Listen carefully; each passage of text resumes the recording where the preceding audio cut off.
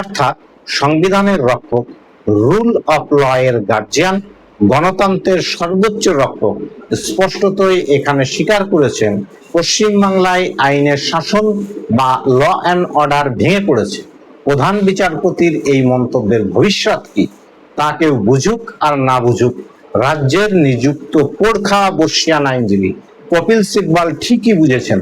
তাই তিনি প্রধান বিচারপতির করা complete breakdown of law and order মন্তব্যটিকে ডিলিট করার জন্য অনুরোধ করেন। অর্থাৎ যে মন্তব্যগুলি রাজ্যের আইন শৃঙ্খলা সম্পূর্ণ ভেঙে পড়েছে বলে মনে হতে পারে বা পুরো প্রশাসনিক ব্যর্থতা ফুটে উঠতে পারে, সেগুলিকে রেকর্ড থেকে বাদ দেওয়ার জন্য প্রধান বিচারপতির কাছে কাকুতি মিনতি শুরু করেন। নমস্কার, এলিট পলিটিক্সে আপনাদের স্বাগত জানাচ্ছি। আপনাদের সঙ্গে রয়েছে আমি বিশ্বজিৎ। আজকে আলোচনা করব মোথাবাড়িতে বিচারপতিদের নিগ্রহের ঘটনা এবং কনস্টিটিউশনাল ক্রাইসিস নিয়ে। ভারতীয় সংবিধানে সুপ্রিম কোর্ট অফ ইন্ডিয়া এর ভূমিকা অত্যন্ত গুরুত্বপূর্ণ। এটি দেশের সর্বোচ্চ বিচারিক প্রতিষ্ঠান এবং সংবিধানের রক্ষক হিসাবে কাজ করে। অর্থাৎ এক কথায় সুপ্রিম কোর্ট হলো guardian of the constitution. Supreme court সংবিধানের বিধানগুলি ঠিকমতো পালন হচ্ছে কিনা সেটা দেখে, এমনকি আইনসভা অর্থাৎ পার্লামেন্ট কর্তৃক পাশ হওয়া কোনো আইন সংবিধান বিরোধী বলে মনে হলে তা বাতিল করার এখতিয়ারও রয়েছে সুপ্রিম কোর্টের। এছাড়া সুপ্রিম কোর্ট নাগরিকদের ফান্ডামেন্টাল রাইটস এর রক্ষক, প্রেসিডেন্ট অফ ইন্ডিয়ার আইনি পরামর্শদাতা এবং সবচেয়ে বড় ভূমিকা হলো রুলস অফ ল বা আইনের শাসন বজায় রাখা। ফলে এই ধরনের সংস্থার প্রধানের একটি মন্তব্য রুল অফ ল এর ক্ষেত্রে সংবিধান অনুযায়ী সর্বোচ্চ ধরা হয়।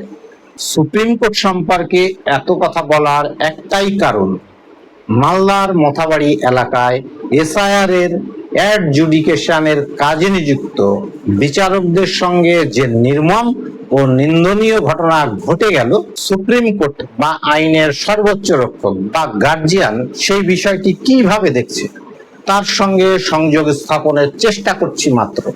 মোথাবাড়ি ঘটনার জানাজানির পরেই সুপ্রিম কোর্ট স্বপ্রণোদিতভাবে সুও মোটো মামলা গ্রহণ করে।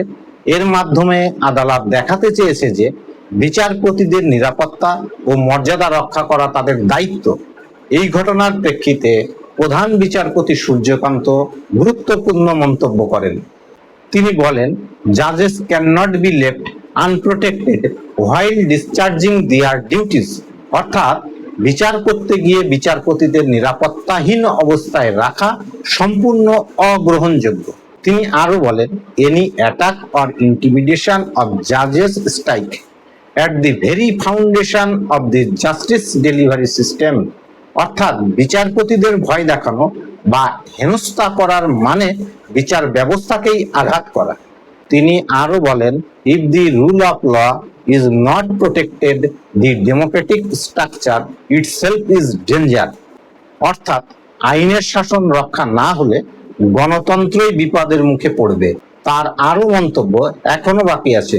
তিনি আরো বলেছেন, it is the duty of the state to ensure complete security to judicial officers। অর্থাৎ বিচারপতিদের নিরাপত্তা নিশ্চিত করা সম্পূর্ণ রাজ্যের সাংবিধানিক দায়িত্ব। আর সুপ্রিম কোর্টের প্রধান বিচারপতি রূপে তিনি আরো একটি মন্তব্য করেছেন, we will not hesitate to step in if such incident are not dealt with firmly। অর্থাৎ যদি রাজ্য যথাযথ ব্যবস্থা না নেয় তাহলে সুপ্রিম কোর্ট সরাসরি হস্তক্ষেপ করবে। সবশেষে গুরুত্বপূর্ণ প্রধান বিচারপতির এই মন্তব্যটি, যেখানে তিনি বলেছেন, ইফ জাজেস are not safe it reflect a complete breakdown of law and order. অর্থাৎ যেখানে বিচারপতিরাই নিরাপদ নন তার অর্থ হলো সেখানে আইনের শাসন ভেঙে পড়েছে। অর্থাৎ সংবিধানের রক্ষক, রুল অফ ল এর গার্জিয়ান, গণতন্ত্রের সর্বোচ্চ রক্ষক স্পষ্টতই এখানে স্বীকার করেছেন পশ্চিমবাংলায় আইনের শাসন বা ল অ্যান্ড অর্ডার ভেঙে পড়েছে। প্রধান বিচারপতির এই মন্তব্যের ভবিষ্যৎ কি তা কেউ বুঝুক আর না বুঝুক, রাজ্যের নিযুক্ত পোড়খা বর্ষিয়ান আইনজীবী কপিল সিব্বল ঠিকই বুঝেছেন, তাই তিনি প্রধান বিচারপতির করা complete breakdown of law and order মন্তব্যটিকে ডিলিট করার জন্য অনুরোধ করেন। অর্থাৎ যে মন্তব্যগুলি রাজ্যের আইন শৃঙ্খলা সম্পূর্ণ ভেঙে পড়েছে বলে মনে হতে পারে বা পুরো প্রশাসনিক ব্যর্থতা ফুটে উঠতে পারে, সেগুলিকে রেকর্ড থেকে বাদ দেওয়ার জন্য প্রধান বিচারপতির কাছে কাকুতি মিনতি শুরু করেন এবং বলেন এতে ভবিষ্যতে রাজ্যের প্রশাসনিক ব্যবস্থার উপর প্রভাব পড়বে। এবার চলুন আমরা দেখে নিই একটি রাজ্যে কিভাবে এবং কোন কোন কারণে রাষ্ট্রপতি শাসন জারি হয়। নাম্বার 1, রাজ্যে যদি সহিংসতা দাঙ্গার ফলে প্রশাসনিক অচলাবস্থার সৃষ্টি হয়। নাম্বার 2, রাজ্য সরকার যদি সংবিধান মানতে অস্বীকার করে বা সাংবিধানিক কার্যকলাপে বাধা দান করে। নাম্বার 3, ল অ্যান্ড অর্ডার সম্পূর্ণরূপে ভেঙে পড়ে। নাম্বার 4, সাধারণ মানুষের মৌলিক অধিকার ও গণতন্ত্র বিনষ্ট হয়। এই মতো অবস্থায় গণতন্ত্র রক্ষায় আইন শৃঙ্খলা পুনরুদ্ধারে সর্বোচ্চ অস্ত্র হিসাবে প্রেসিডেন্টস রুল বা আর্টিকেল 356 জারি করা হয়। আর মোথাবাড়ির ঘটনায় খোদ সুপ্রিম কোর্টের প্রধান বিচারপতি তথা গার্ডিয়ান অব দি কনস্টিটিউশন যখন নিজেই বলছে complete breakdown of law and order, তখন কিন্তু পশ্চিমবঙ্গে রাষ্ট্রপতি শাসন জারি বা প্রেসিডেন্টস রুল জারি করার ক্ষেত্রে আর কোনো বাধা রইল না। এবার আসুন কোন রাজ্যে কোন পদ্ধতিতে রাষ্ট্রপতি শাসন জারি করা হয় সেটা আমরা জেনে নিই। সাধারণত গভর্নর অফ স্টেট রাষ্ট্রপতির কাছে রিপোর্ট পাঠান যে রাজ্যের আইন শৃঙ্খলা পরিস্থিতি ভেঙে পড়েছে, এখানে গণতন্ত্র বিপন্ন, সংবিধান অনুযায়ী কাজ করতে ব্যর্থ রাজ্য। এই রিপোর্টের ভিত্তিতেই কেন্দ্র সিদ্ধান্ত নেয়। তারপর প্রেসিডেন্ট অফ ইন্ডিয়া আর্টিকেল 356 অনুযায়ী ঘোষণা জারি করেন এবং সেক্ষেত্রে রাজ্যের সরকার ভেঙে দিতে পারেন, মুখ্যমন্ত্রী বা মন্ত্রিসভাকে বরখাস্ত করে দিতে পারেন। তবে এক্ষেত্রে একমাত্র শর্ত হলো 2 মাসের মধ্যে পার্লামেন্টের উভয় কক্ষে তা পাশ করিয়ে নিতে হবে।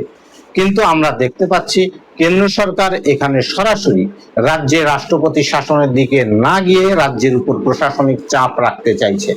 অর্থাৎ রাষ্ট্রপতি শাসনের মাধ্যমে কেন্দ্র কখনোই রাজ্যকে অমরত্ব লাভ করতে দিতে চায় না।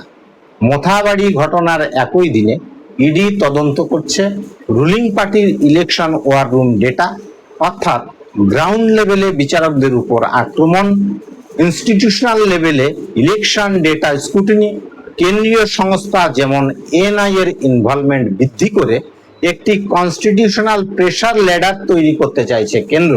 এই ঘটনাগুলির মধ্যে 3টি কন্ডিশন তৈরি হচ্ছে। 1, constitutional machinery breakdown, 2, state failure, 3, international disturbance narrative. এই 3টি ক্ষেত্রকে একত্রে যোগ করলে 356 অলমোস্ট জারি করা হয়ে যায়।